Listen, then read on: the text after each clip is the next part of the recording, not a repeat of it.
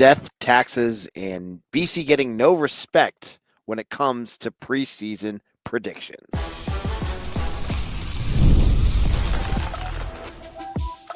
You are Locked On Boston College, your daily podcast on the Boston College Eagles. Part of the Locked On Podcast Network, your team every day. Hello and welcome, everyone. This is Locked On Boston College, your team every day. I'm your host, AJ Black. I am the editor of Eagle Insider and the host of this daily Boston College podcast. Today's episode is brought to you by FanDuel. Make every moment more. Right now, FanDuel customers can get $150 in bonus bets if your first $5 bet wins. On today's show, huge weekend of BC athletics with baseball, hockey, lacrosse, basketball, women, everyone seems to be playing this weekend. We'll give you the recap of all of that. BC is losing their second coach of the offseason, and a bit of a surprise, and it's a big, I think the biggest one they're going to lose. And then finally, let's kick it off with a little talk about some already way too early 2025 predictions.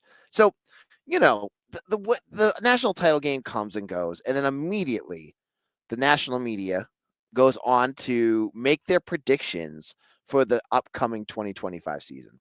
And, you're going to get to see, like, a lot of times it's just like, oh, this team's going to make the playoffs are going to be made up by these teams. This team's going to win the ACC, blah, blah, blah. Well, credit to 247's Brad Crawford. And this is not a takedown segment on Brad. Brad works with me. I'm not here to rip on him. But Brad did his game-by-game analysis of the 2025 season for the ACC. And Brad's not a big fan of Boston College. And this is not new. Last year, Grant Hughes did it, and I think he had BC winning 4 games. And so this year, it's even worse. Brad has BC winning 3 games and going 1-7 in the ACC. Now, yeah, I'm going to say this right now. I get it. Like, if you want to be critical, there's a few things that you could look at, or reasons why you might want to be a little conservative on what BC can do next year. First, the defense. Your defense, like the defense, was Donovan Ezeraku last year. Like, he did so much on that defense. He's gone. You have a lot of changes up front on the offensive line. Some people don't have any faith in Grayson James for some reason, and I can't wait to see it. You're going to probably see Thomas Castellanos ranked ahead of him in preseason polls. I have no idea why, but you will. You're also going to look at the schedule. And the schedule, again, if you are conservative and you're not a big fan of BC, you look at that schedule and you're going to go, oh, BC can't win any of these games. BC is not going to win this. And I get that. There's going to be a lot of people that are doing that because you're playing. Remember, you had 3 of your home games are against college football playoff teams: Clemson, Notre Dame, and SMU. I get the cynicism, but when I look at the rest of the schedule and the fact that he couldn't find one other win, I mean, his one ACC win that he gave for BC was Cal, not beating Syracuse, not beating Pitt, not beating Georgia Tech, not beating who was the other one that I saw that I was like, what? Stanford. Yeah, Stanford was the big one. Stanford went 3-9 last year. Stanford hasn't been good in years. And yep, BC, yeah, even though that they've been bad, somehow BC is going to be worse. So, yeah, I think this is just, this is part of being a Boston College fan for you guys, right?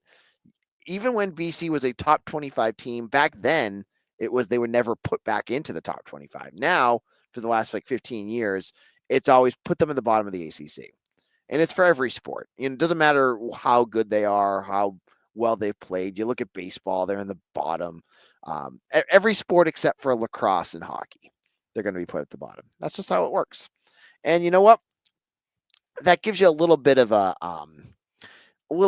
fire to get into, playing better than what they project you out to. Because you talk to the staff.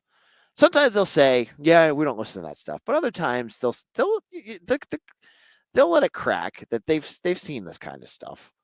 And, it's motivation for these teams. Like, you have no faith that they could, yeah, BC lost Donovan Ezeraku, but you're going to put them losing to Syracuse, who lost Kyle McCord, who is literally everything that they had, Like that was their team, Kyle McCord, and Rondé Gadsden too. Like they've lost a couple good guys there.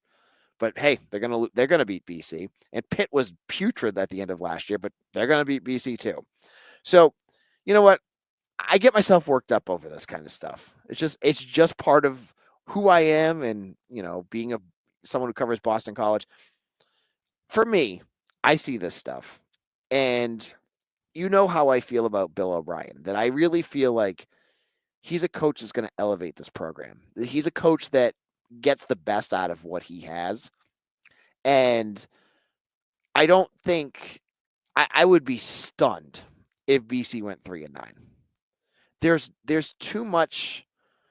They've got enough pieces, and I think the pieces that may be worrisome are not season destroying issues, right? Like their offensive line, I think will be okay. Folks are still thinking that it's going to be bad. I'm not there yet. I think they've got enough pieces to make that work. I mean, the big question for me, the one thing that I don't know what they're going to do, and it's a big one, is their pass rush. Like, where's this pass rush going to come from without Azaraku here? Before Azaraku, had that big year the year before, it was bad. But I could also say there's a lot of new faces there. It's not Neto Ekpala and Edward Kalengi's there, but he's now 2 years older. Maybe he takes that step. We've seen Quintavious Hutchins take that stuff. So I look at these games and I say, he's got them losing to Michigan State. I get it. It's a road game, but I don't know. I'm not on, I think a lot of these games are 50-50, and I put my balls into a basket that BC's going to win more than 3 games. I almost wanted to reach out to Brad and be like, hey, I know you do this for a job. Here's my deal. I want to make a bet with you. And I'll even give you an extra game. I'll give you 4.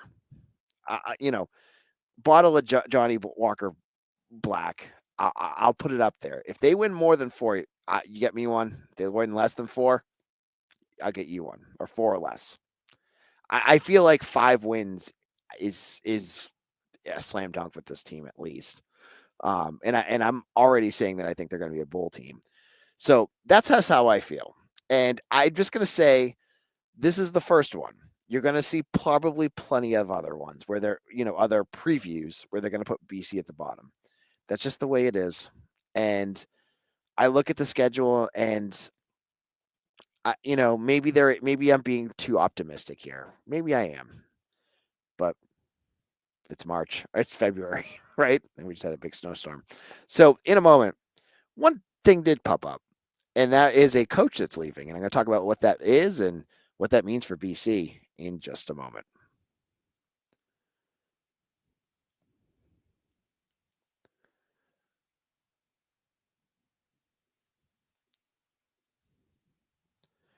When the game tips off, the NBA action is just getting started, and there's no better place to get in on that FanDuel, America's #1 sportsbook. With FanDuel, you can place live bets throughout the game, so even if you miss the opening tip-off or just want to bet on fourth quarter comeback, you can stay in on the action. And if you're looking for a bigger payout, you can even combine your live bets on a same-game parlay. I love using FanDuel's live betting features because it keeps me every moment of the game exciting. I do a ton of it with football. I love watching on FanDuel.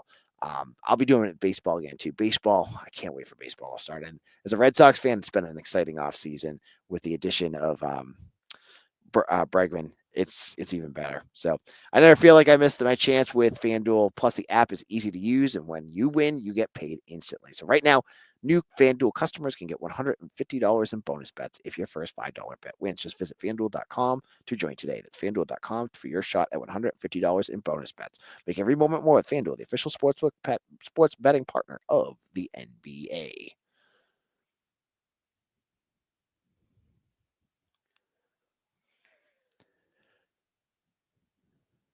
Locked on Boston College, AJ Black here. Thank you all who have subscribed to our channel on YouTube, who follow us along on whatever podcast, and all of you who have, shouted us out to your friends and family.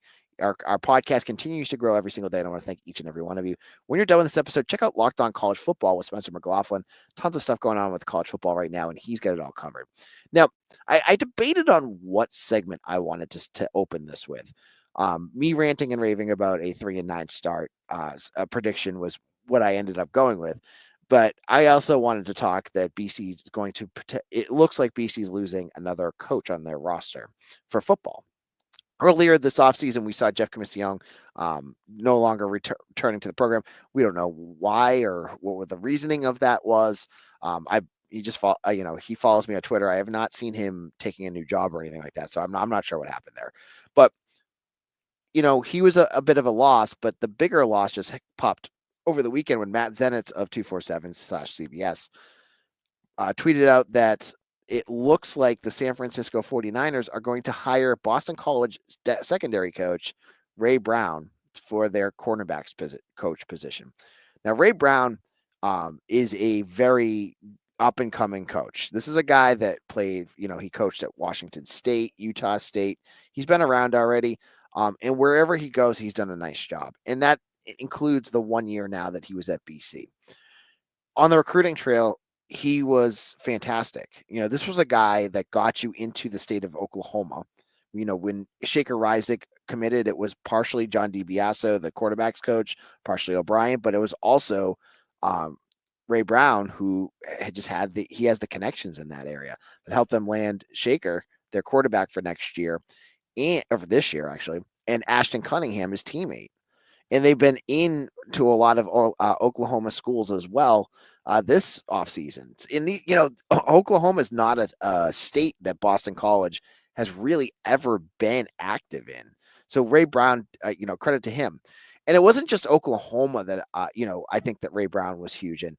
You look at the class of 2025, there was, I think, 8 or 9 defensive backs.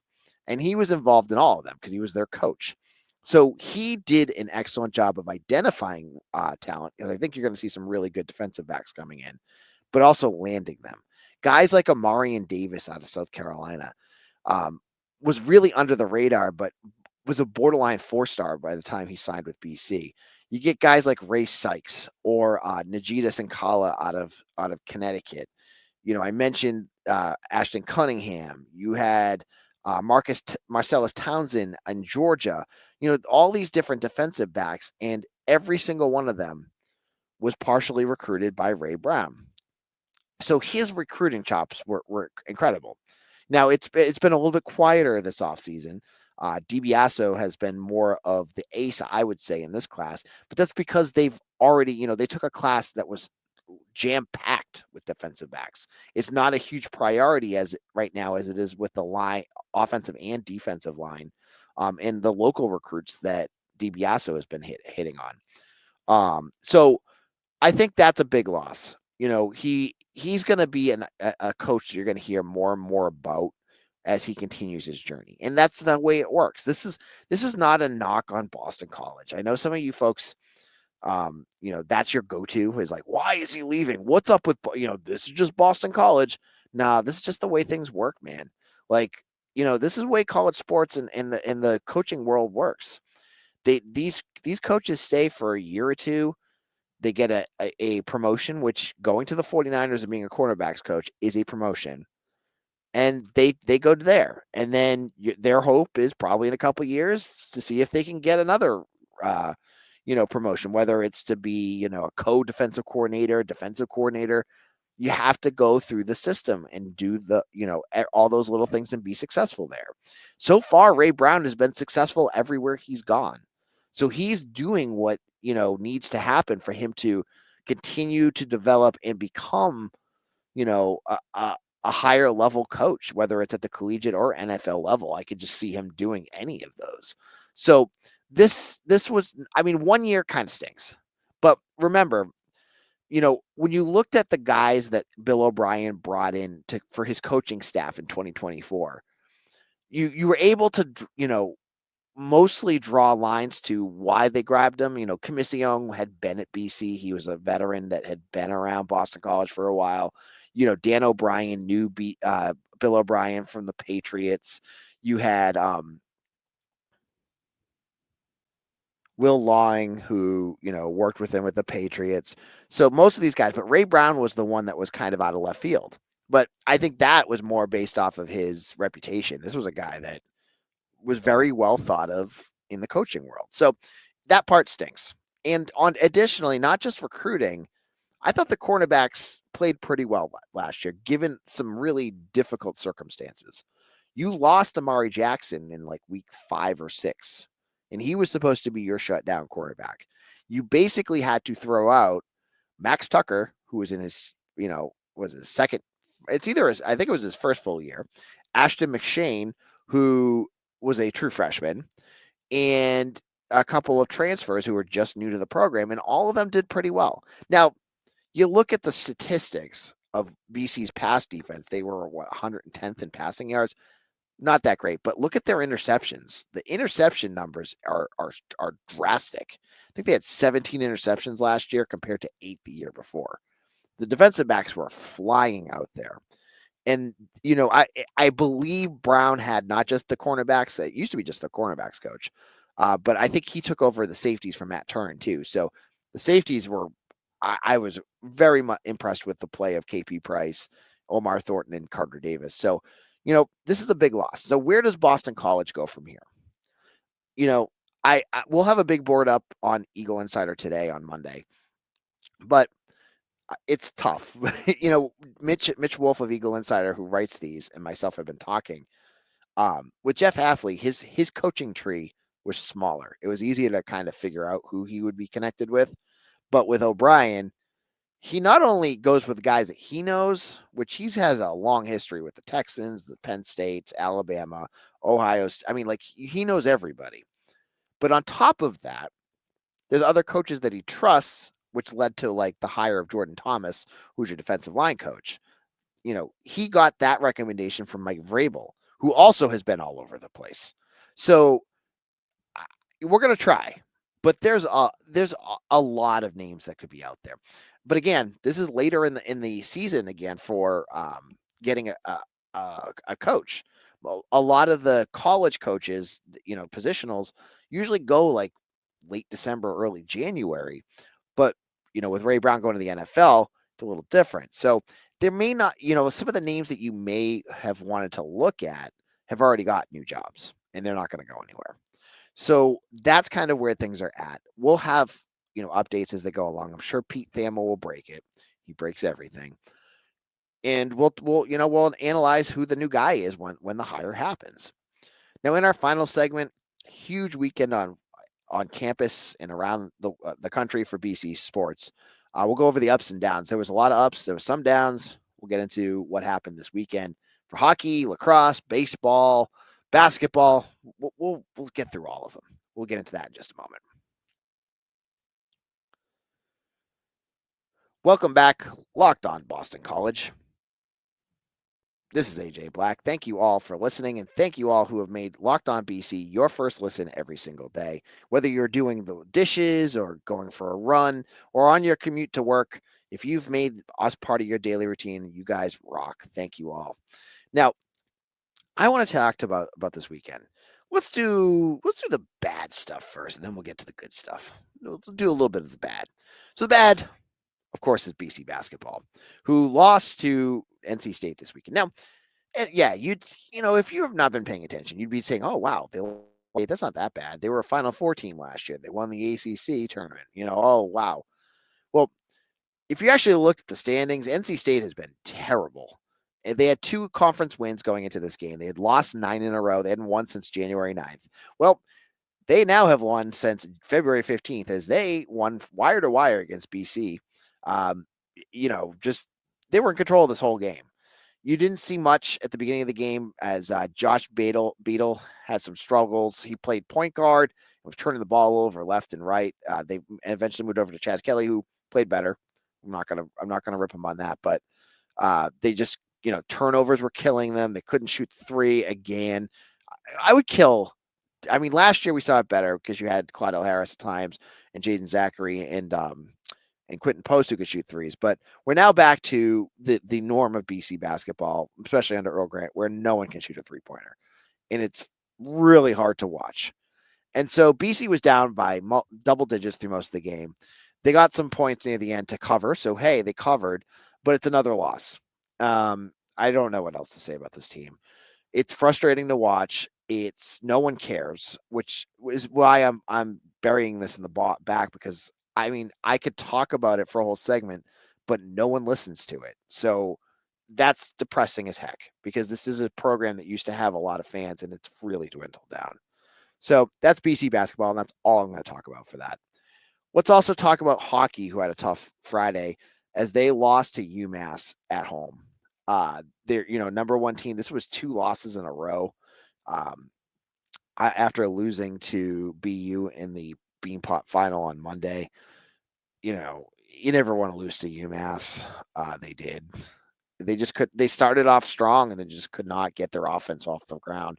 Um, that being said, they turned it right around on Saturday and went to Mullins and beat them soundly. So that was nice. So 1-1 on the weekend. You got to get things going a little bit more here. But that losing to UMass is not fun. So it was part of a really brutal part of the weekend, which also included BC baseball. This is our last bad. BC baseball also lost to USC Upstate in the season opener, but they won game 2. Game 3 was canceled because of rain. So on Sunday's game, the game that they won, they were up big. They let up, I think it was 8 runs, but their bullpen let up 8 runs on a bunch of home runs, just like they did on Friday, blew the lead. But Nick Wang had a wang bang later in the game and some more big hits, and BC was able to earn the split. So positive-ish, right? So obviously the biggest game of the weekend was none of those.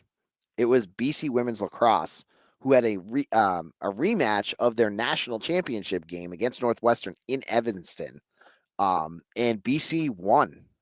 This was a game. For most of it, BC was in control for the first 3 quarters, but after halftime, Northwestern started chipping away. It felt almost like the reverse of the national championship game where BC chipped away. And they brought it within 3, but a late goal put it back in 4. And BC earns a huge win. Northwestern's number 2 in the country.